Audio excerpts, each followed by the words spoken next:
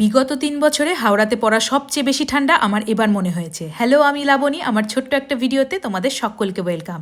আজ খুবই ঠান্ডা, কিন্তু ঘরের কাজকর্ম তো করতেই হবে। ছোট বাচ্চা আছে, তাকে খাওয়াতে হবে। ওদিকে আমার বর তো অফিসে বেরিয়ে গেছে, এখন বাজে সকাল ৯টা।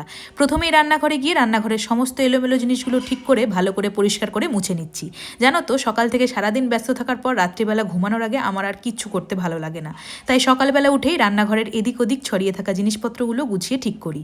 জানো তো, আগে যখন আমি একা থাকতাম, মাঝে মধ্যে শীতকালে লেপের মধ্যেই বসে থাকতাম, যতক্ষণ না দুপুর হতো।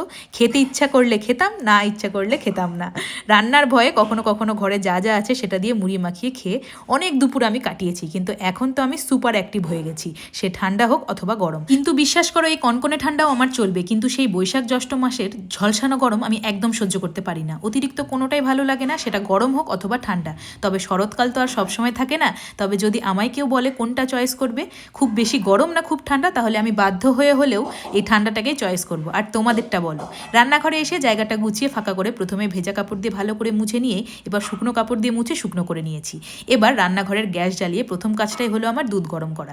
এবার আমার ছেলের ব্রেকফাস্টটা বানাবো। আজকে ওকে দেবো দুধ, কলা, মুড়ি। ব্রেকফাস্টে কলাটা আমি কম বেশি সপ্তাহে অন্তত 4 থেকে 5 দিন রাখার চেষ্টা করি। তবে সর্দি হলে অথবা ঠান্ডা লাগা ভাব হলে আর কলাটা দেই না। এখন তো অনেক ছোট, ওকে সবসময় নিয়েই কাজ করতে হয়। নতুন হাঁটা শিখেছে, ছেড়ে দিলেই হাঁটতে চাইবে। আর এই ঠান্ডাতে যদি মার্বেলের মেঝেতে পড়ে যায় তাহলে ভাবো কি ব্যথাটাই না পাবে। সেই ভয়ে আমি ওকে নিয়ে সবসময় সমস্ত কাজ করার চেষ্টা করি।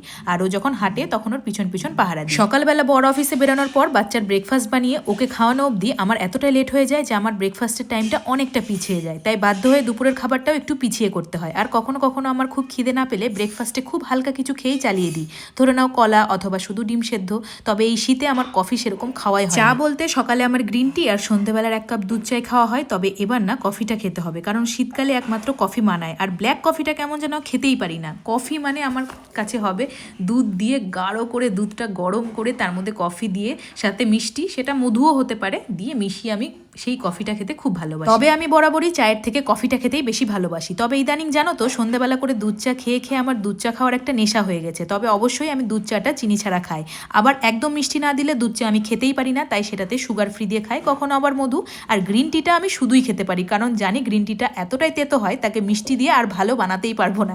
তাই তেতো তেতোই গরম গরম খেয়ে। এদিকে আমার দুধ গরম হয়ে গেছে, বাটিতে কলা ভেঙে নিয়েছি, কলার ওপরে দুধ দিয়ে দিয়েছি। এবার দিয়ে দেবো মুড়ি। দেখলেই তো, আমি না গোটা সপ্তাহের জন্য ফ্রেশ মুড়ি গুঁড়ো করে একটা কৌটায় রেখে দিই। যখন যখন খাওয়াবো সেখান থেকে বার করে নিই। এবার ওর জন্য ওর দুধের বোতলে খুব সামান্য গরম দুধে বেশি করে জল মিশিয়ে নিই। এতে ওর দুধ খাওয়ার ইচ্ছেটাও পূরণ হবে এবং বেশি জল থাকার জন্য শরীরে পর্যাপ্ত পরিমাণে জলও যাবে।